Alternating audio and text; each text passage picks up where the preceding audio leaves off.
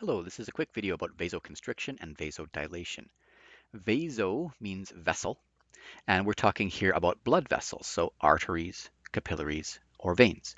And they can either constrict your blood. Vasoconstriction means constriction of usually arteries, they're more muscular, or they can dilate.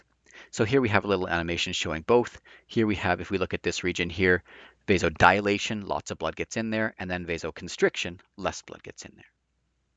We also can see over here in this animation that if we look at the thickness of these blood vessels, how much blood is coming through, we start out very thin, but through the process of vasodilation, these open up wider and more blood comes through. The main control there happens with these little bands of muscular tissue right before capillaries that are called pre-capillary sphincters.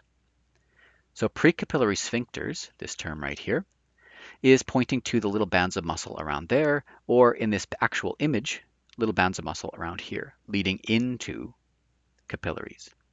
We almost always deal with this on the arterial side, on the inbound side, on the way that we're going into, not coming out of a capillary, because it's easier to regulate that way.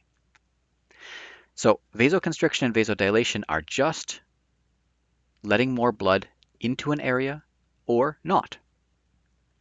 This can be a response to, so constriction, remember, getting smaller. Vasodilation, dilation is increasing in diameter. Can be a response to injury. If you have an injury, you don't want that blood going all over the floor. You want to keep that blood inside your body so you can pinch off the pathways that lead to that zone. It can be a response to blood pressure changes. I'm going to come back to this in a second. But blood pressure changes, if your blood pressure increases, well, you'd want to do vasodilation to give it more room so that there's not so much pressure. Same amount of liquid in a greater volume, the pressure will drop. And opposite, of course, if your blood pressure drops, you'd want to do vasoconstriction to squeeze it, get back up to regular pressure. Heat is an interesting one, though. Thermoregulation. If you are looking at heat loss, if you are overheated, you would want to let lots of blood out. Not blood out, but heat out. You'd want to let lots of blood near the surface of your skin so that that warm blood, remember blood is at about 37 degrees Celsius, can let a lot of its heat radiate outward. If you're really cold, you don't want all that blood going to the surface. You want that blood deeper down so that this all can act as insulation to keep your core warm so you stay alive. It may mean that you get frostbite or you lose a finger or the tip of a nose or something, but you could still stay alive. You can also have vasoconstriction or vasodilation be a response to just priorities as dictated by your central nervous system or your endocrine or hormonal system. So if you are digesting a big meal, you'd want lots of blood to go to your digestive system. If you are running, you'd want lots of blood to go to your, well, lungs always, but your muscles.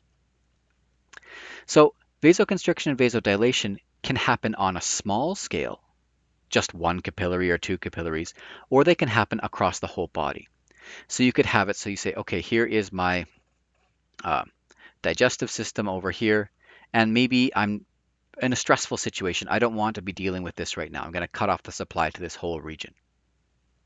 Or maybe you could say, all right, my stressful situation's all done. I want to make sure that lots of this macromolecules get picked up. I want to vasodilate and let lots of blood in there. So these two words, vasoconstriction and vasodilation, are just talking about increasing or decreasing the diameter of an artery or an arteriole.